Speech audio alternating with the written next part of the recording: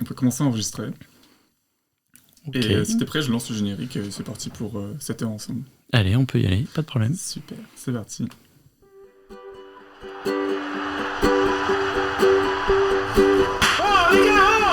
Tu as peur de te dénuder? Pourquoi?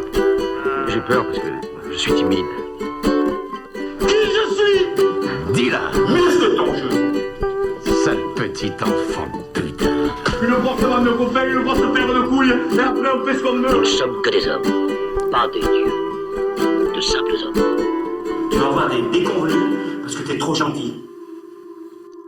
Bienvenue dans Haut les gars, le podcast où on parle de virilité, de comment on devient un homme, de qu'est-ce qu'un homme. Aujourd'hui on reçoit Nicolas. Bonjour Nicolas. Bonjour. Est-ce que tu peux te présenter pour les gens qui ont entendu ta voix pour la première fois?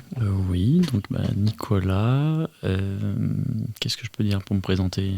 Je suis un homme, et je suis papa de 2 filles, je suis marié, et puis voilà, j'habite dans la région lyonnaise. T'as quel âge? Tes filles ont quel âge à peu près? J'ai 47 ans et j'ai une fille qui a presque 19 ans, on va dire, et l'autre 16 ans. Donc en études, j'imagine. En études, supérieures pour une et au lycée, la plus jeune. Ok. Et alors toi, qu'est-ce que tu dis dans ta tête? Est-ce que t'es un homme, t'es un gars, t'es un papa, t'es un père, Ouais, t'es un garçon? ouais. T'es quoi toi? T'es tout ça? Oui, je me dis que je suis tout ça. Depuis tout petit, j'ai eu l'impression de me construire et de passer de petit garçon à ado, après à adulte et papa maintenant.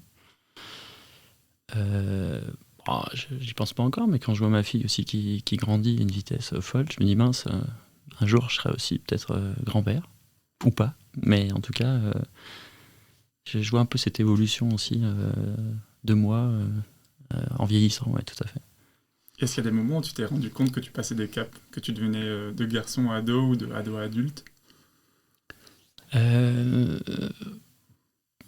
Alors, le passage du cap d'enfant à ado, alors ado, je sais pas, entre ado et adulte, ouais, j'ai l'impression qu'il y avait un passage au lycée, après, voilà, les premières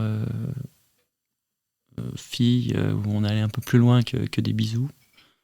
Donc ça, pour moi, ça a été un cap. Tu veux dire la première fois que tu as couché avec quelqu'un ou au bout d'un moment? Non, plutôt au bout d'un moment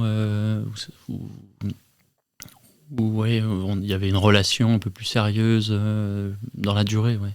Ok, ouais, donc en fait c'est pas forcément sexuel, même c'est juste avoir quelqu'un, un partenaire. Ouais, Ok. pas forcément que sexuel, ouais, tout à fait. Pas du jour au lendemain, la première relation, ouais, ça y est, je me suis transformé en fait.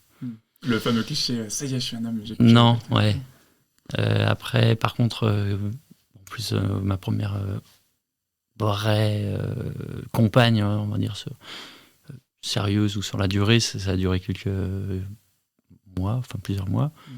Du coup, peut-être pas les premières semaines, mais au bout de peut-être un mois ou 2, j'avais l'impression d'être passé à un autre cap, ouais, tout à fait. T'avais quel âge à ce moment-là? J'avais, donc en seconde, on a quel âge en seconde? On a 15 ans, 15 ans 16 peut-être, ouais. C'est ça, ouais, à peu près, ouais.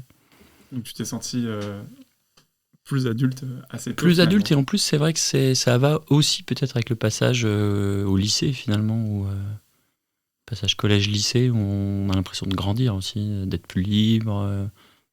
Les règles du lycée sont différentes, on côtoie des presque adultes, puisqu'on peut côtoyer des terminales, c'est des grands, quoi. Ouais, clairement. Wow. Donc voilà, quoi. Mm. Donc il y avait un peu ça allait avec ce passage, ouais, ce stade. Et puis il y a ce truc qui moi m'avait beaucoup impressionné, c'est que tout d'un coup tout le monde fume. Il n'y a plus un mec dans la cour qui a de la barbe, mais il y en a plein. Il y a des gens qui viennent en Exactement. moto. Ah ouais, des blousons en cuir. C'est vrai que il y a clairement ces premiers jours en tout cas. Waouh, ok, là la vraie vie commence. C'est ça. Je me rappelle m'être dit ça moi. Sortir de la maison, ne pas trop, enfin je sais pas, on peut traîner après le lycée, enfin oui, on a l'impression d'être autonome, quoi. Tu traînais toi après le lycée? Ouais, tout à fait. Ouais. J'avais aussi des parents assez souples là-dessus. Et puis une bonne bande de copains, donc oui, on traînait facilement. Enfin, voilà, donc, mais c'est vrai que ça a été un passage. On est devenu grand, quoi. Oui. Et à ce moment-là, toi, tu fais du sport en plus, peut-être? Ouais. Moi, j'ai fait pas mal de football.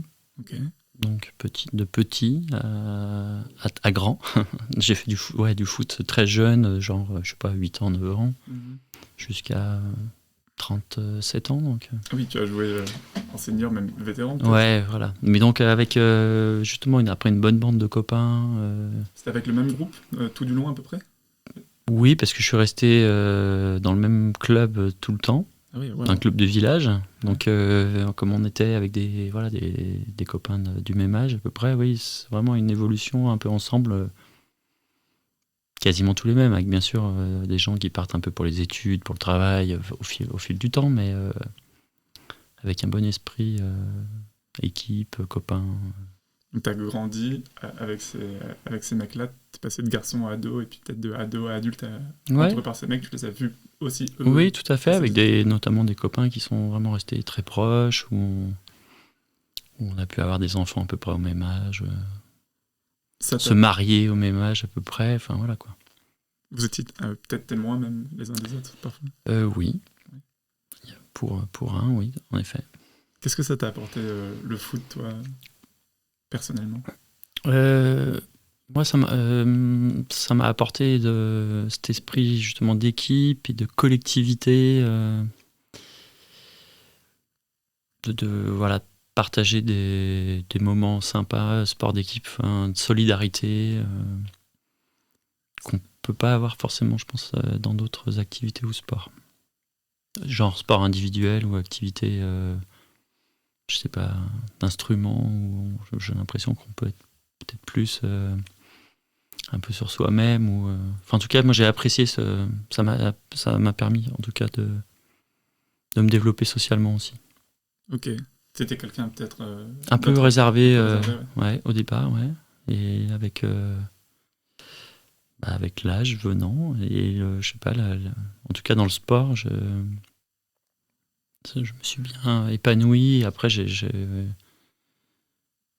comment dire, comme je suis resté en plus super longtemps dans le club, tout ça, enfin voilà, j'étais un peu le vieux de l'équipe à la fin, quoi, donc j'étais plus à l'aise en tout cas. Et aujourd'hui, dans la vie, tu dirais que tu es réservé, ou t'incarnes un peu plus ce que tu as appris dans ce vestiaire? Non, ouais, je pense que je suis moins réservé maintenant. Puis après, voilà, le travail, la vie professionnelle aussi fait que on est obligé un peu de se forcer à, je sais pas, parler en public, animer des réunions, avec l'habitude venant, je trouve que ça aide en tout cas.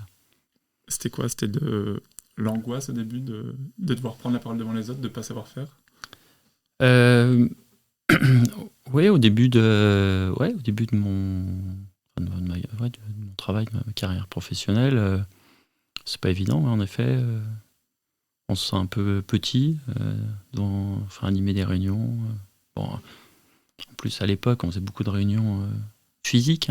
C'est vrai que maintenant, on fait beaucoup de réunions par téléphone ou Teams, donc on n'a pas forcément les gens en face à face.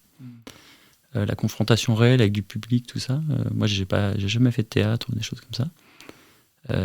Les premières expériences, ouais, c'est un peu flippant. Ouais. Est-ce que tu faisais des discours dans les vestiaires avec la place que tu avais dans ton équipe? Les années passant, oui. Après, dans chaque équipe, des fois, on nomme entre guillemets un capitaine d'équipe. Et c'est vrai que oui, sur on va dire les 10 dernières années, j'ai été souvent capitaine, donc petit discours de motivation. Allez les gars, il faut qu'on y aille, il faut qu'on se bouge. Et il y avait un peu ce rôle-là, ouais, aussi. C'est un rôle que tu aimais bien? Ouais, c'était un rôle que j'aimais bien. J'aimais bien transmettre aussi un peu de cette envie, cette passion.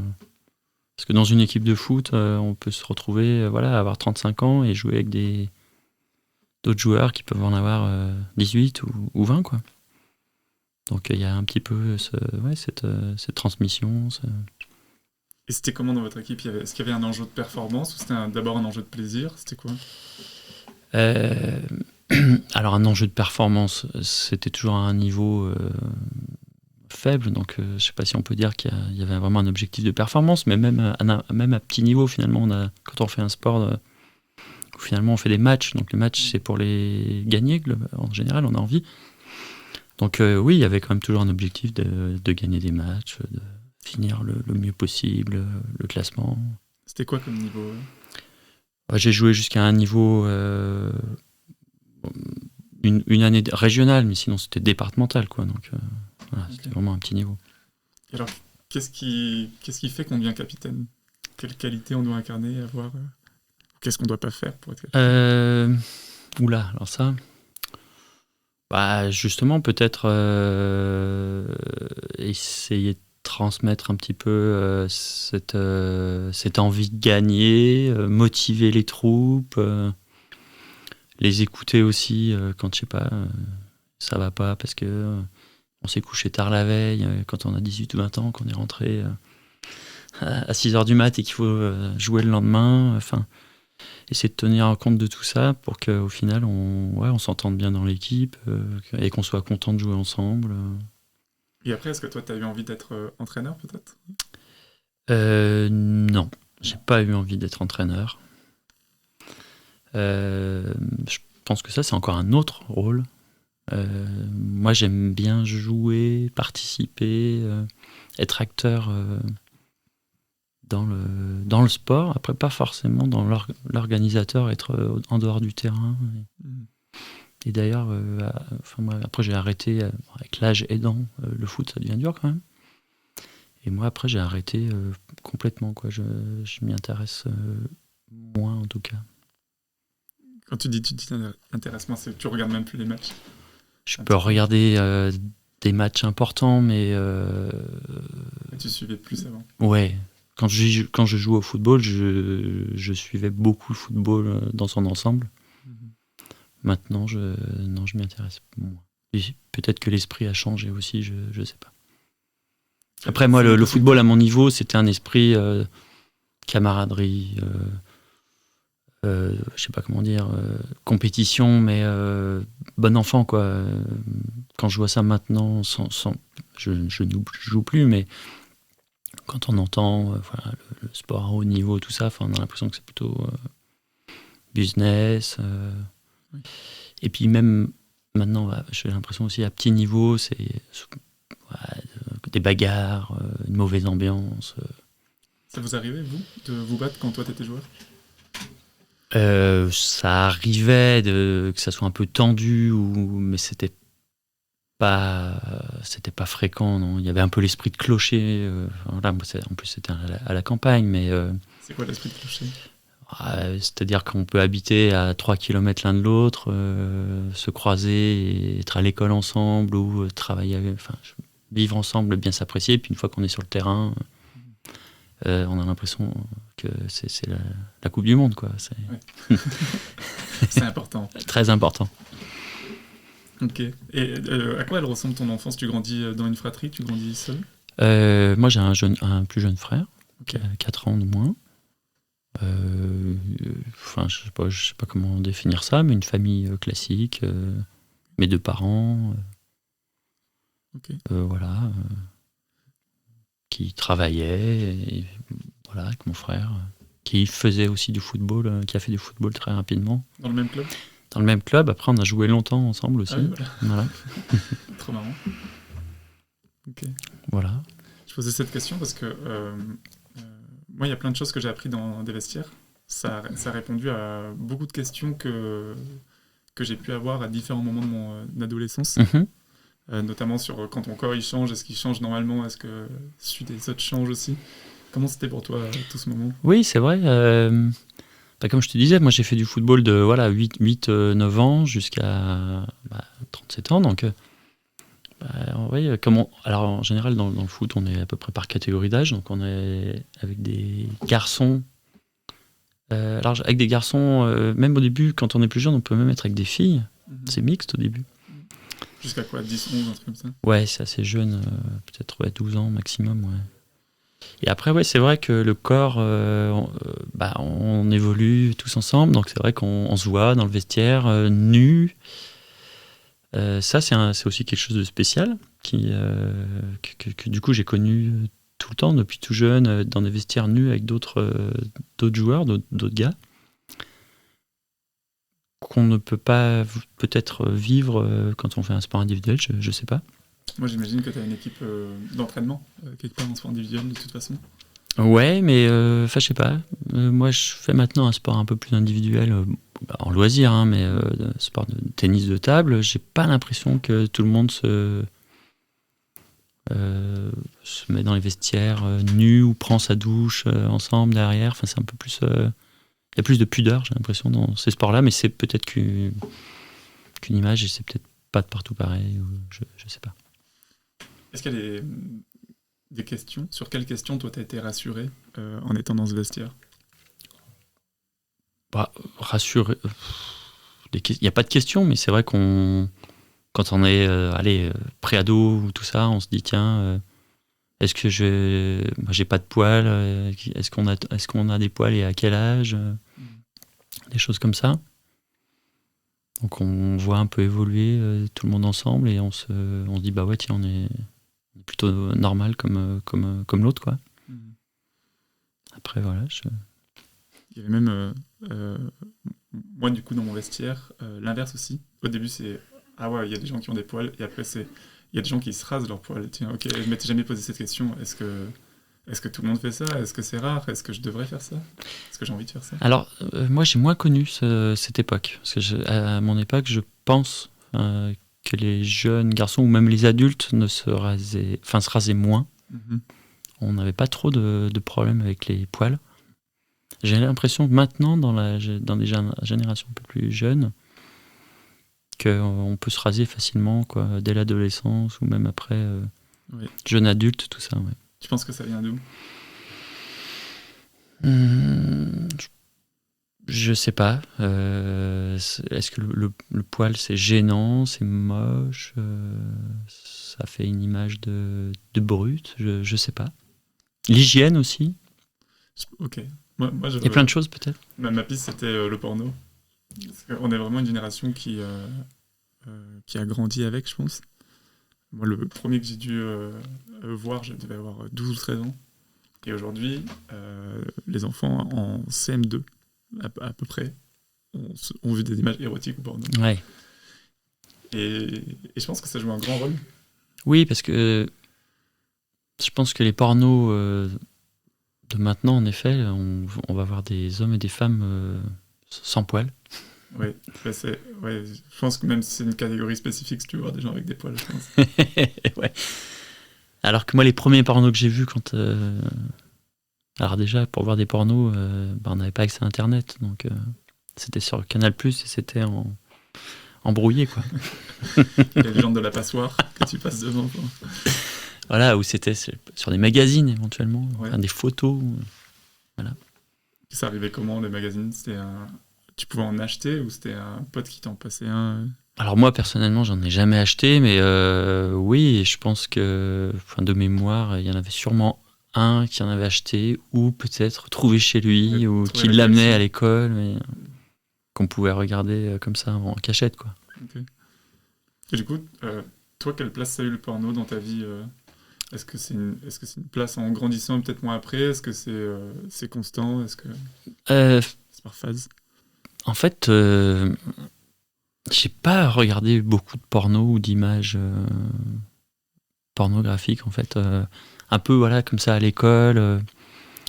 Peut-être une période vers les 14 ans, chez des copains, un qui avait une cassette vidéo, la même cassette qui a dû être regardée 300 000 fois, quoi, mais... Le trésor. Voilà, après, et en plus souvent, un vieux film, mais j'ai pas eu vraiment beaucoup d'expériences visuelles, d'images porno dans ma jeunesse et après d'ailleurs. Est-ce que je trouve... Alors que maintenant on voit facilement des images sur Internet, même sans le vouloir, enfin, des pubs qui s'ouvrent, des trucs. Quand on fait un peu de téléchargement ou de streaming, des choses comme ça. Les femmes de ta région. Voilà. C'est marrant parce que dans ce que j'entends, de ce que tu partages, le porno c'était une activité de groupe. Toi, dans ton adolescence, c'était chez des potes ou à l'école en groupe ou... Oui, exact. J'avais pas regardé de porno tout seul à la maison, personnellement. Ok. Voilà. Après, il y avait les catalogues, la Redoute et les 3 Suisses, mais ça, c'est quand j'étais vraiment plus petit, on regardait les images de lingerie sur le catalogue, quoi. Ouais. C'est toute une blague dans le film Les Beaux Gosses qui est construite là-dessus. C'est un running gag du film. Je trouve vraiment très marrant. Ok.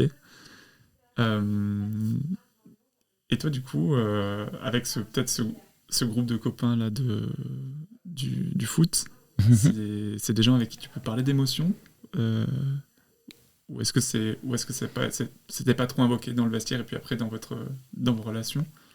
Alors d'émotions sentimentales, d'émotions c'est-à-dire C'est-à-dire, est-ce que tu peux t'ouvrir à là en ce moment je suis triste, ou tiens, il y a ça qui me plaît en ce moment, où il y a cette fille? Non, pas à l'ensemble du groupe. Après, dans l'équipe, on avait plus... éventuellement, j'avais 2 ou 3 vraiment copains, amis, qui sont devenus un peu plus peut-être confidents à côté du foot, du sport, mais dans le vestiaire comme ça, c'est pas... Non, c'était pas, ça allait pas si profond, quoi, entre les membres de l'équipe, quoi. Oui.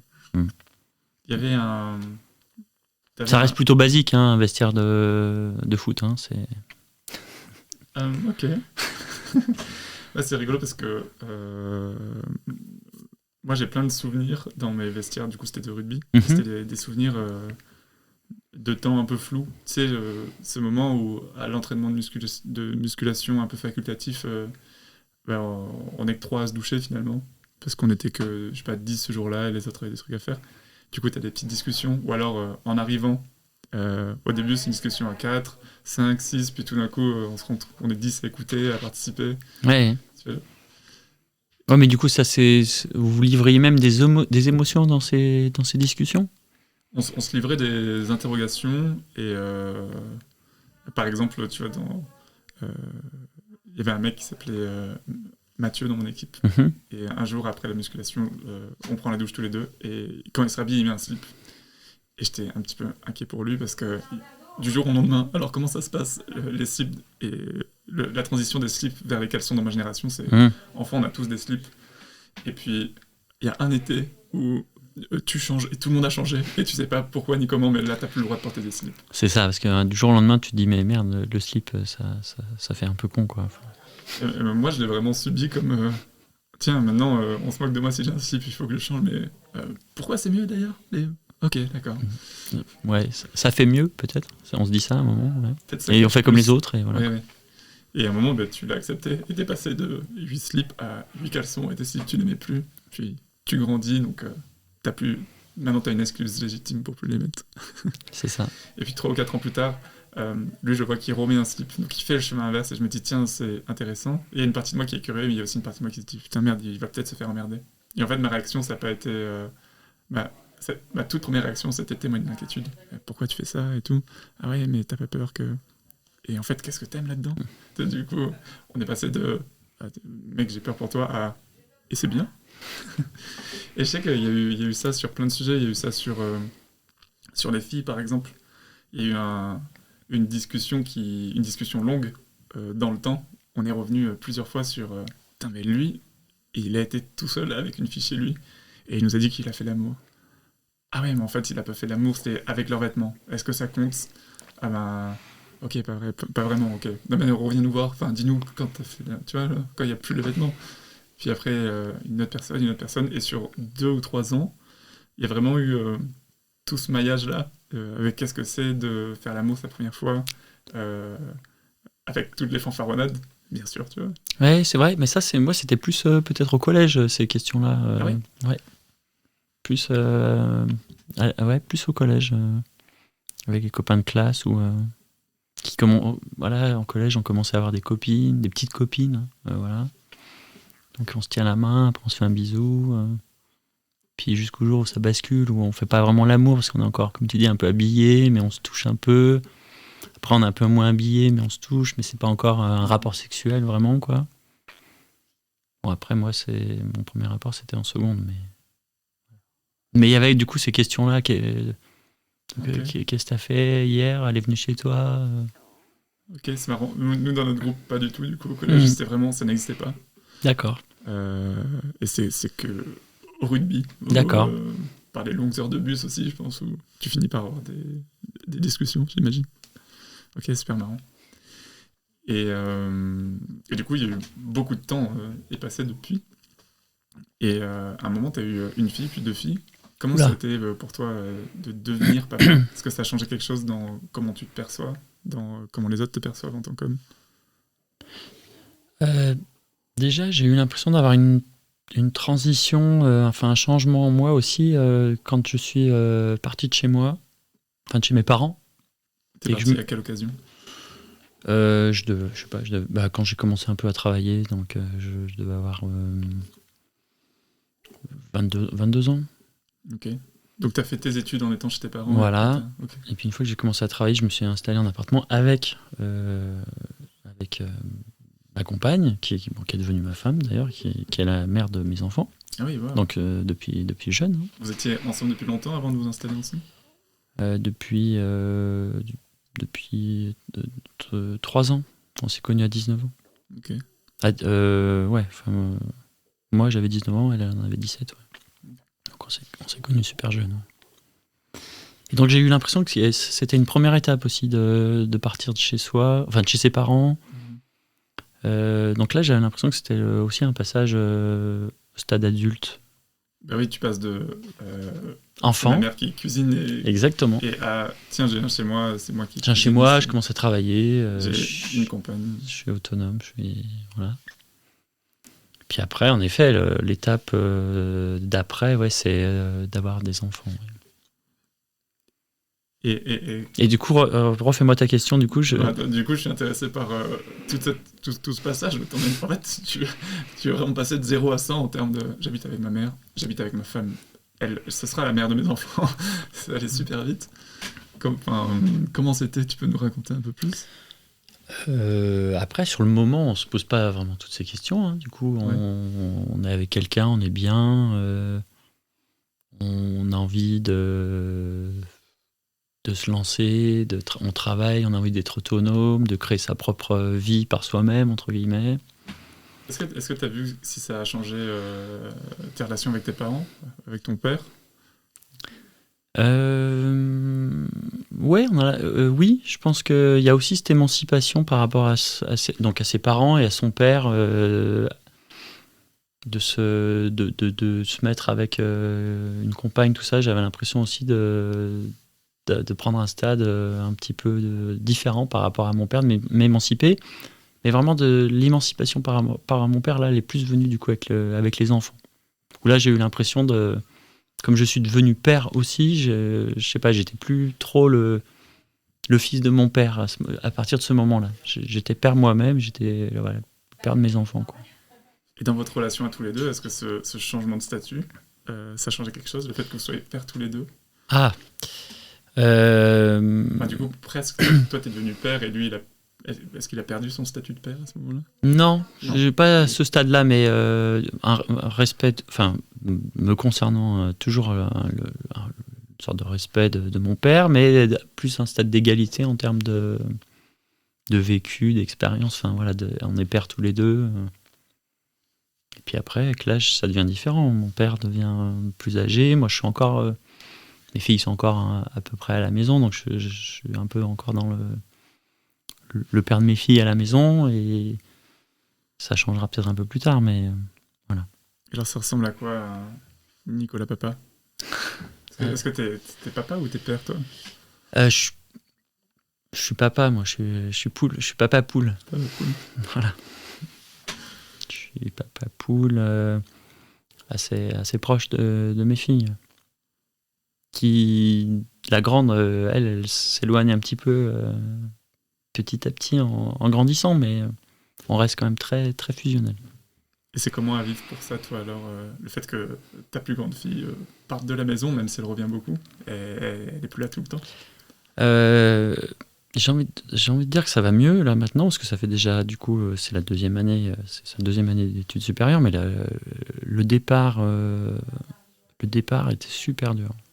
Ça m'a vraiment ça m'a vraiment fait bizarre. J'avais un peu peur pour elle, j'étais inquiet. T'avais peur de quoi?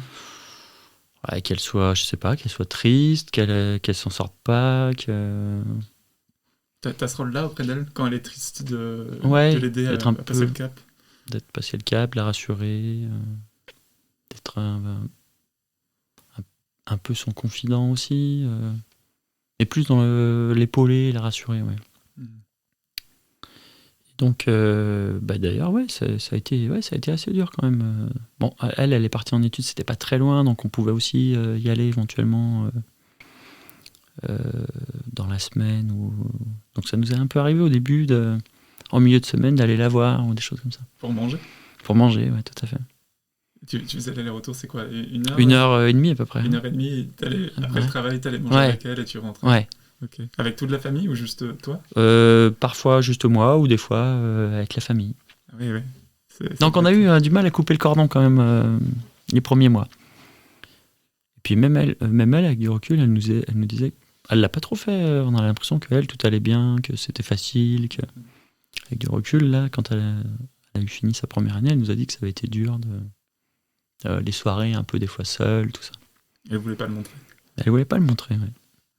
Parce que je pense qu'elle voulait pas nous inquiéter aussi, peut-être, je sais pas. C'est une façon de prendre soin de vous. Aussi, ouais. Ok. Et pour ta femme, c'est quoi la relation de ta femme avec tes filles? C'est pareil, elle est vachement... elle s'est vraiment beaucoup occupée des filles. On essaie de leur donner le meilleur, quoi. Tout en leur apprenant de se débrouiller seul, l'autonomie et tout ça.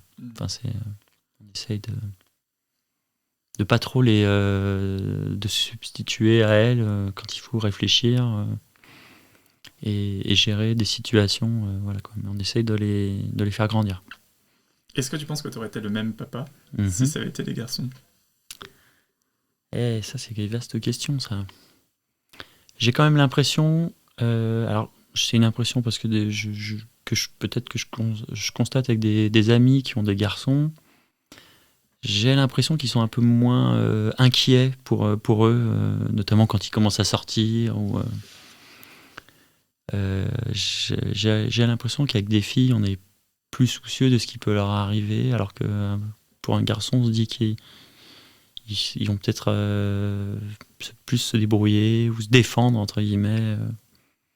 Tout seul. Du coup, c'est même pas tellement une conscientisation de un garçon, c'est moins s'embêter. C'est plutôt si jamais il est embêté, il sera à se défendre. Ouais. Non, puis pour une fille, je sais pas, elle a toujours un peu peur quand même qu'elle se fasse embêter par des garçons, justement, agressée, violée même. On y pense. Ouais. Et comment toi tu fais pour vivre avec ça, pour gérer cette anxiété il faut aussi se raisonner parce que la probabilité quand même est faible, mais on leur dit aussi de faire attention. C'est pas le monde de oui quoi. Oui. Ça existe, on le sait. Et est-ce que vous avez été plus précis que ça, plus précis que faites attention? Est-ce qu'il y a des consignes dans votre famille? Oui, il y a eu des consignes. Non, si tu sens que tu commences à te faire agresser, tu donnes un grand coup de pied dans les couilles et tu pars en courant, quoi. Enfin, voilà. Mais après, il n'y a pas de consigne particulière. Okay. Mais au moindre doute, tu te poses pas la question, quoi. Tu dis pas, non, peut-être que ça va bien se terminer. S'il y a un doute, il n'y a pas de doute. S'il y a un doute, voilà, c'est... Okay. Si tu penses qu'il y a un doute, justement, c'est que c'est pas bon. Et toi, quelle place t'as en tant que papa dans leur éducation sur les sujets de la sexualité, de la contraception? Est-ce que par exemple, quand elles ont eu leurs règles la première fois, t'as fait partie de la discussion? Est-ce que t'es mis à C'est l'écart? marrant, là, j'ai vachement délégué à ma femme. Parce qu'en fait, moi, ça m'a... globalement, ça m'a mis un coup, justement, de les voir grandir, devenir ados, et puis même la grande, on va dire presque femme, quoi. Et du coup, toute la contraception, les rapports, c'est pas que j'ai fermé les yeux, mais j'ai laissé gérer ma femme ces sujets-là. On en parle, on en a parlé avec les filles, mais c'est pas moi qui gérais, aller voir un médecin pour lui faire prescrire une pilule, tout ça, c'est ma femme qui a géré ça. Ça te met un coup comment quand tu les vois grandir comme ça? Ça me met un coup de vieux déjà. Ça me rebalance aussi 30 ans, le temps passe vite, 30 ans en arrière, de se dire les premiers rapports, le passage un peu du stade de l'enfant à la femme pour elle, mais à l'adulte, quoi. Enfin, ça m'a fait bizarre. Je me dis, tiens, en fait, ça y est, il y a un saut de génération. Voilà. Qu'est-ce que c'est un adulte pour toi? Parce qu'en fait, quand on parlait de comment tu t'appelles toi dans ta tête, un garçon, un ado, en fait, t'as dit que t'étais un garçon, t'es devenu un ado et t'es devenu un adulte. Et t'es pas devenu un homme. Je trouve ça assez intéressant. Alors comment on devient un adulte? C'est quoi un adulte? Non, pour moi, le passage à l'adulte... Le passage à l'adulte, c'est plus quand j'ai été en couple justement avec ma compagne et qu'on s'est installé. Enfin, jusqu'à ce stade-là, j'étais encore un ado, j'ai l'impression. Même si on s'est installé vers 19-20 ans, donc j'étais un grand ado, mais j'ai plus vu ça en termes de responsabilité, de gérer sa vie, son appart, c'est l'indépendance. Son boulot, l'indépendance. Le passage à l'adulte, je l'ai vu un peu comme ça. C'est vrai que j'ai pas dit ça tout à l'heure après. Mais par contre, après d'avoir eu des enfants, là, je suis devenu père, mais c'est peut-être plus pour moi passage l'homme à l'homme. Peut-être le stade au-dessus. Ah oui. Ouais. Okay. Si je peux dire qu'il y a un stade au-dessus. Mais... Est-ce que par quoi il se caractérise ce stade? Qu'est-ce qui fait que ça a changé? Comment t'étais différent, toi, dans ta passation? Comment j'étais différent? Je sais pas, mais il y a quand même... Quand on a eu des enfants, on a l'impression d'avoir, je sais pas comment dire, une responsabilité un peu suprême et de vivre plus pour ses enfants que pour soi. C'est la responsabilité. La responsabilité de transmettre, de continuer, je sais pas, continuer la vie, un truc comme ça, quoi. Et est-ce que tu dirais que c'est un peu plus cette responsabilité de l'autre, ou c'est un peu plus le fait d'avoir transmis la vie qui a fait que t'es devenu un homme, t'es passé dans l'étape d'après? Plus peut-être la transmission de la vie. Ouais. C'est quoi ton rapport du coup à la vie, à la vieillesse, à la mort?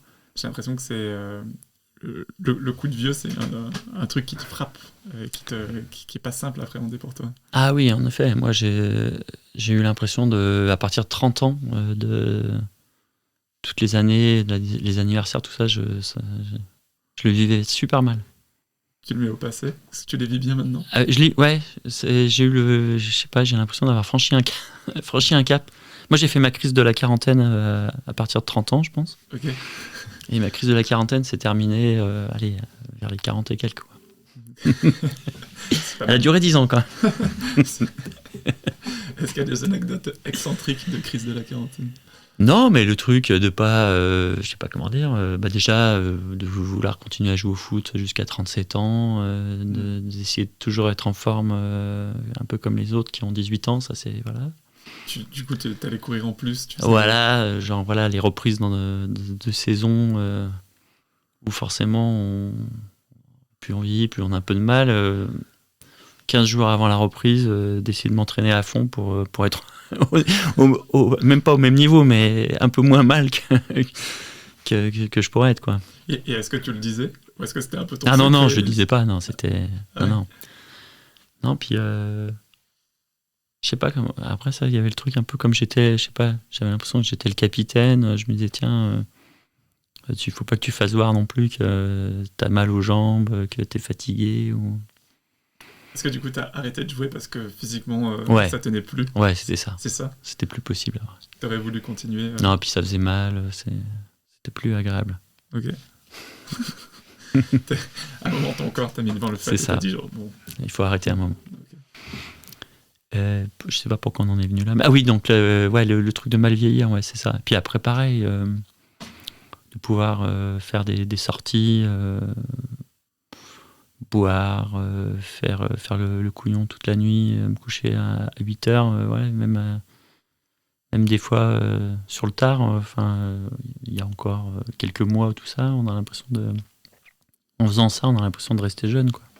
Est-ce que c'est des trucs que tu faisais jeune? Ou est-ce que c'est des trucs que je faisais déjà Ouais. jeune, ouais. Mais du coup, d'essayer de maintenir un peu ça, et justement, on a une bande de copains où on est un peu comme ça, j'ai l'impression des fois, on a l'impression d'être les mêmes que quand on avait 20 ans, quoi. Et est-ce que du coup, vous avez fait votre crise de la quarantaine en même temps? Ouais, il y en a certains qui étaient un peu comme moi, d'autres qui, je pense, qui étaient plus zen avec ça. Voilà, quoi. Vous êtes apaisé maintenant? Plus apaisé, ouais, maintenant. Ouais. Ok. Peut-être, je sais pas, aussi avec les enfants qui grandissent, je sais pas, peut-être qu'on se pose plus à un moment.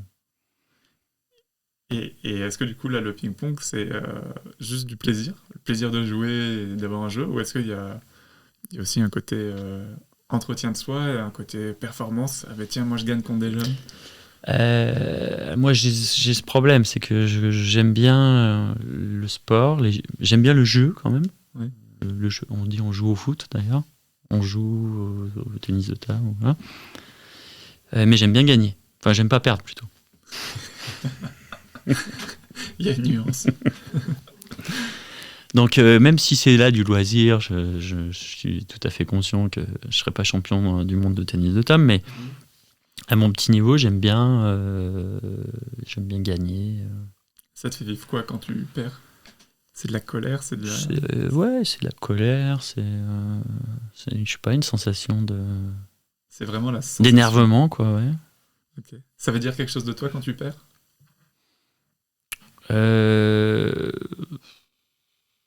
Non, ça va pas jusqu'à là de me dire c'est parce que je sais pas comment dire, je suis pas bon, je suis nul. Mais typiquement, des fois, on peut aller, parce que même on fait des matchs, donc il y a des compétitions, on fait des matchs, là, on gagne, on perd, on peut être énervé. Mais même des fois, à l'entraînement, on joue avec des collègues, hein, c'est pas... On peut faire une soirée où on va perdre des matchs, on rentre, on n'est pas fatigué, on n'est pas détendu, quoi. Au contraire, on rentre, on est plus tendu que quand on est parti, quoi. Alors que le but, des fois, c'est justement un peu l'exutoire, quoi. Faire du sport, se vider un peu la tête. Ça, c'est... Voilà. Après, c'est ce sport qui est comme ça, peut-être. Tennis de table, ping-pong, c'est différent. Le foot, c'est quand on a couru déjà 1h30, qu'on est perdu ou gagné, on a une fatigue physique aussi qui est différente, quoi. Ouais, là, le ping-pong, c'est plutôt un sport de concentration, peut-être. Concentration, de tension, Ok. Il y a un moment de détente après? Il y a un moment de détente, c'est quand on a fini le match et qu'on a gagné, quoi. Ok.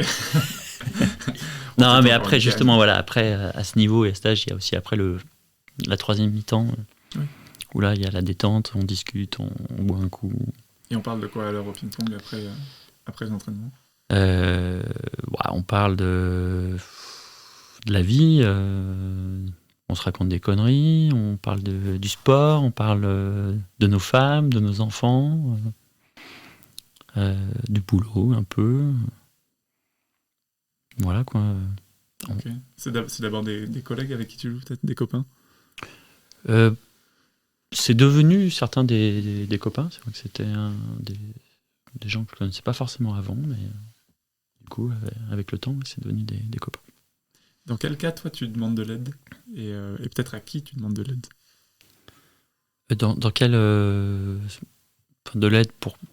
Je sais pas si- En général. Ouais, en général, t'as besoin d'aide, t'es un peu emmerdé. Est-ce que tu oses appeler les copains? Est-ce que c'est ta famille? Est-ce que c'est ton père? Ça dépend ça dépend pourquoi. Ouais, c'est vrai que si c'est pour la maison, par exemple, ou du bricolage ou des travaux, tout ça, je fais bien appel à mon père. Ouais. Parce que ça reste pour moi la référence. Après, quand c'est, je sais pas, pour rendre un service, tout ça, c'est quand même bien les copains, tout ça. Ouais. Je sais pas, rendre un service, qu'est-ce que ça peut être? Je sais pas, je suis tombé en panne de voiture, il faut venir me chercher. Je vais à l'aéroport à 4h du matin. Voilà, ça peut être les copains, ça, plutôt. Ouais. Et d'un point de vue émotionnel, t'appelles qui à l'aide quand ça va pas fort?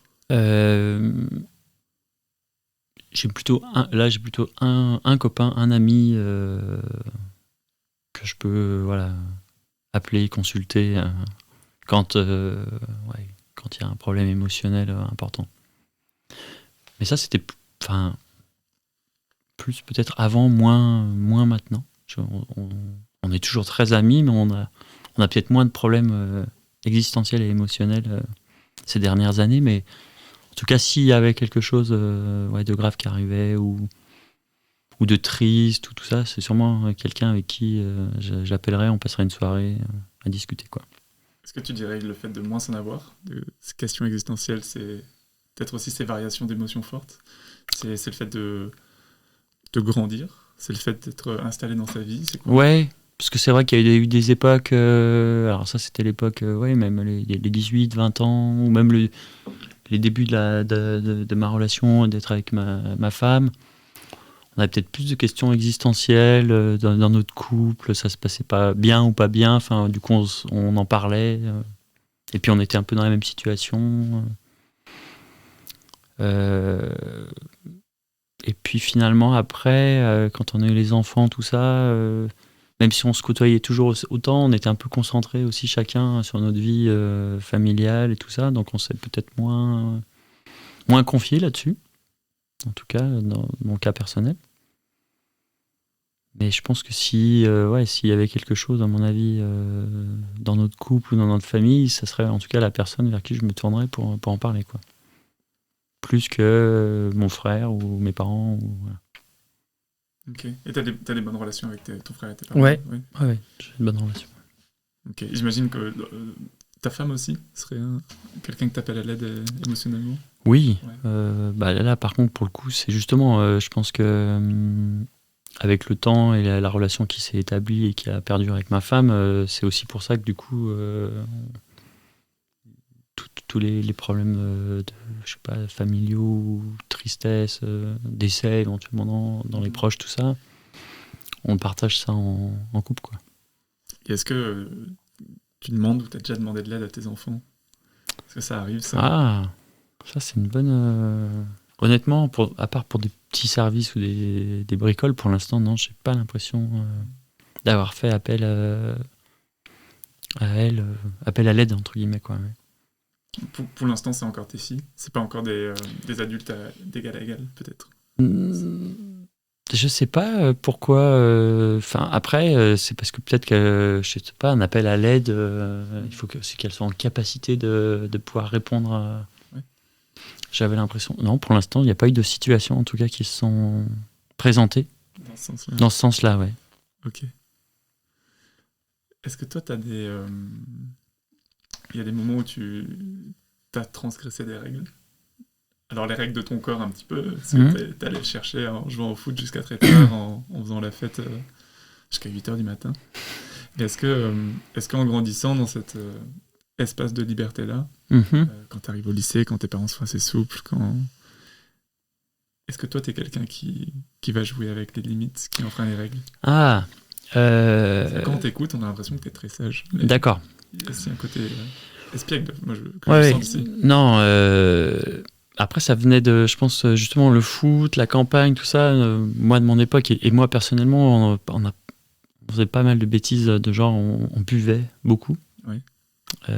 Et on prenait, quand on était même ado, on prenait les mobylettes. Voilà. Et après, quand on était un peu plus grand, on prenait les voitures. En étant sous. Ouais. Ça, c'était une très mauvaise habitude. Et c'est vrai que ça, c'est marrant, mais avec en ayant mes filles maintenant, puis avec aussi tout le contexte actuel, très sécuritaire, tout ça, c'est un truc auquel je fais beaucoup plus gaffe maintenant qu'avant, quoi. Oui. Mais oui, là, ça c'était... moi, j'ai vraiment pris des fois des bonnes, je sais pas comment on dit, des bonnes murges. Et rentrer en voiture, en mobilette, ça c'est des risques inconsidérés, quoi. Oui. C'était quoi le rapport à l'alcool, toi, là où tu as grandi ? C'était masculin de boire ? Tout le monde buvait, les filles aussi ? Non, les filles aussi buvaient quand même, mais peut-être moins quand même, plus dans le contrôle, entre guillemets. Ouais. Moi, à des époques, c'était moyennement contrôlé quand même, avec des périodes un peu... on a oublié un peu ce qui s'est passé pendant une partie de la nuit, quoi. Trou noir. Trou noir, oui, tout à fait, ouais.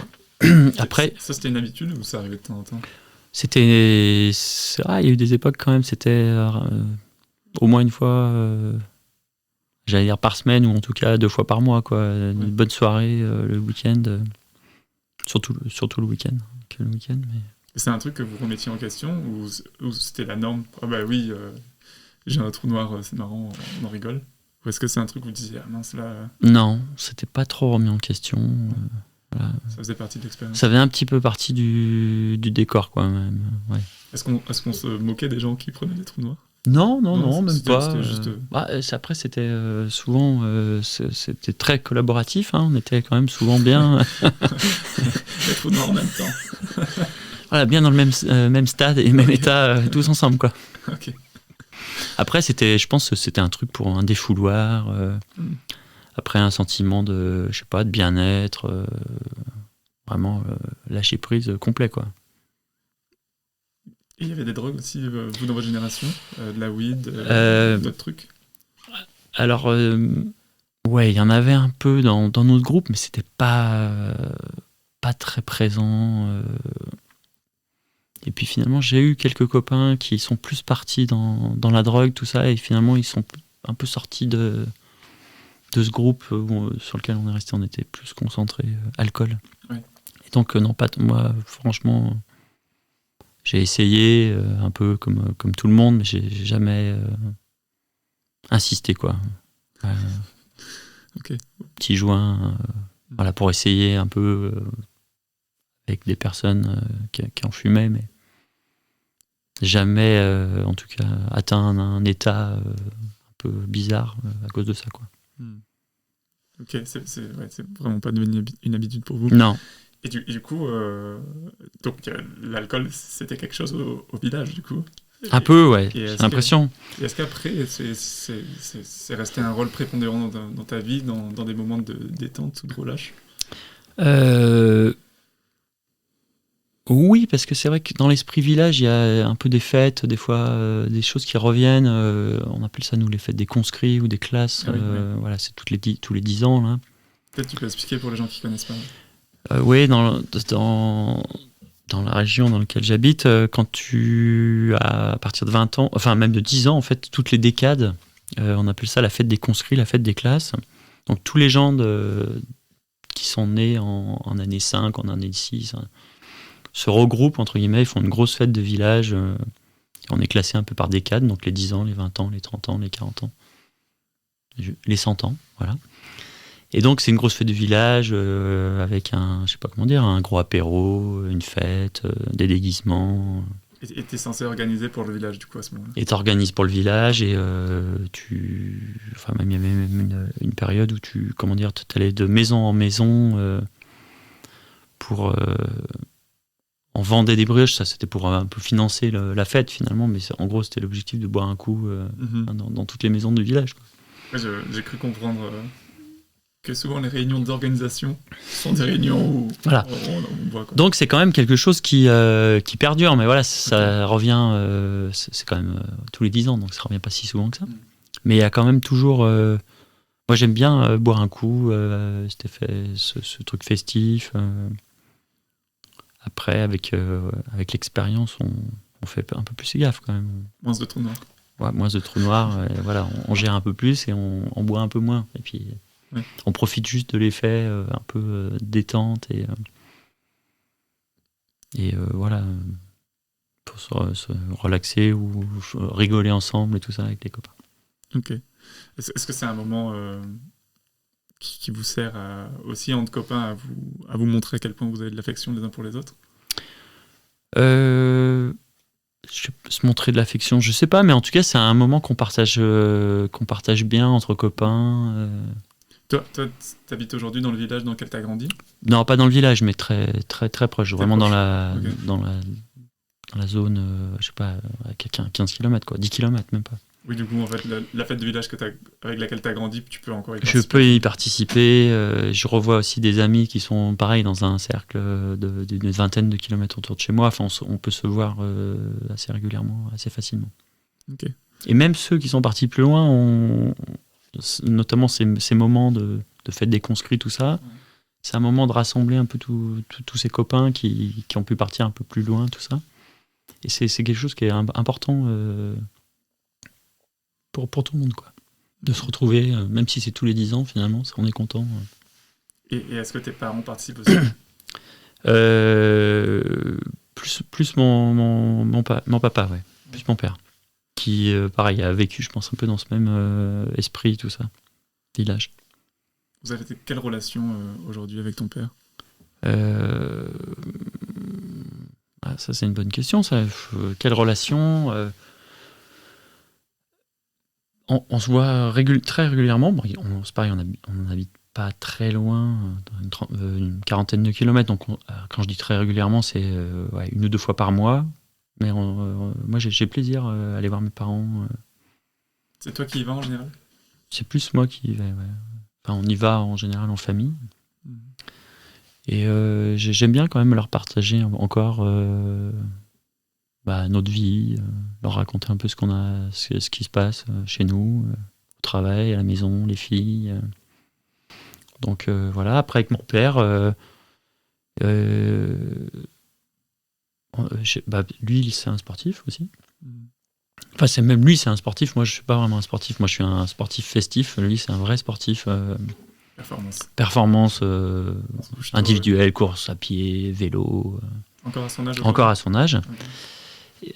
Mais du coup, j'aime bien aussi. Lui, il aime bien partager ça. Et moi, j'aime bien aussi écouter. Et je suis plutôt content qu'il soit encore en forme et que pour l'instant, c'est ce qui le motive, le maintien en forme et tout ça, quoi. Et vous avez toujours une relation comme ça apaisée, assez complice, assez... Je dirais pas qu'on ait vraiment une relation complice, mais oui, on a une relation super apaisée. De tout le temps? Non, moi j'ai trouvé que quand j'étais plus jeune, genre ado, je le trouvais un peu sévère avec moi, me mettre 2-3 claques, à tort ou à raison, mais j'ai eu une période où non, ça j'aimais pas ça. C'était... Donc là, cette période, c'était moins apaisé, justement. Et puis, finalement, assez rapidement, après, après, je suis parti. J'avais plus à vivre ça, entre guillemets. Et puis, j'ai fait ma vie comme ça. Et... T'as plus pris de claques par ton père? Non, voilà. Ça peut arriver. Ça peut arriver, parce que c'est vrai que des fois, on pousse aussi un peu. Hein. Oui. Ok. Hors émission, je t'avais demandé si t'as un modèle de masculinité positive, un mec que qui a eu dans ton entourage, ou alors en général qui t'inspire et tu te dis tiens, j'aimerais bien être un peu comme lui, en tout cas sur cette partie-là. Oui, c'est vrai que quand tu m'as posé la question, au début je me disais ah punaise, mais je vois pas de modèle. Puis en y réfléchissant, c'est plus un souvenir ancien, quand j'étais, même avant l'adolescence, finalement, je sais pas, 8 ans, allez, à 12 ans, j'avais le modèle, moi, de mon grand-père. Que je partageais pas mal de moments, donc c'était le père de mon père. J'allais quand même assez souvent chez eux. On habitait pas très loin, donc je pouvais y aller à pied, en vélo. Et c'est vrai que ouais, ça, c'était mon modèle. Il travaillait beaucoup. Il était courageux. Mais à côté de ça, il me faisait rire, il me faisait des blagues. Donc c'était vraiment une personne qui a été, je pense, mon modèle pendant longtemps. Comment tu voyais qu'il était courageux ? Parce que je le voyais, il était agriculteur. Ouais. Donc il travaillait beaucoup, des travaux un peu de force, fatigants. Je me disais, punaise, c'est dur. Mais bon, il se plaignait jamais. Voilà. Il bossait, mais il était content. Il était dans ses champs, dans ses terres. Donc ouais, c'était quelqu'un qui, je pense, a été mon modèle à cette époque-là et qui, d'ailleurs, j'en ai encore le souvenir et la petite émotion de me dire, ouais, c'était une belle personne. Ouais, t'en parles avec le sourire. Ok. Écoute, on arrive doucement à la fin de ce moment ensemble. Est-ce que toi, il y aurait une bouteille que tu as envie d'envoyer à la mer, un message que tu aimerais passer aux autres hommes peut-être qui nous écoutent, peut-être qui ont 16-17 ans, peut-être qui sont sur le point de devenir papa Alors s'ils ont 16-17 ans et qui vont devenir papa, c'est possible, mais ça fait un peu jeune, je trouve. Ouais. Non, j'ai pas vraiment de bouteille à la mer à dire. Avec du recul, je me dis que moi, pour mon cas, j'avais eu l'impression quand même de profiter un peu de chaque époque. Ouais. Même si justement, dans ma crise un peu de la quarantaine, quarantaine, j'ai eu l'impression que j'étais passé justement un peu vite ce stade. Parce qu'une fois qu'on est devenu père, tout ça, on a l'impression que c'est fini, l'adolescence. Et c'est peut-être ça que j'ai mal vécu à un moment donné. Mais voilà, de vivre ces époques, de les prendre les années comme elles viennent, puis voilà quoi. Ok. Nicolas, merci beaucoup. Merci. Et quant à nous, on se retrouve bientôt. Si vous avez aimé l'épisode, n'hésitez pas à en parler autour de vous. C'est comme ça qu'on a d'autres modèles de masculinité qui émergent autour de nous, d'autres histoires, d'autres personnes à raconter. Je vous remercie et je vous souhaite une très belle semaine. On se retrouve dans 2 semaines. Au revoir.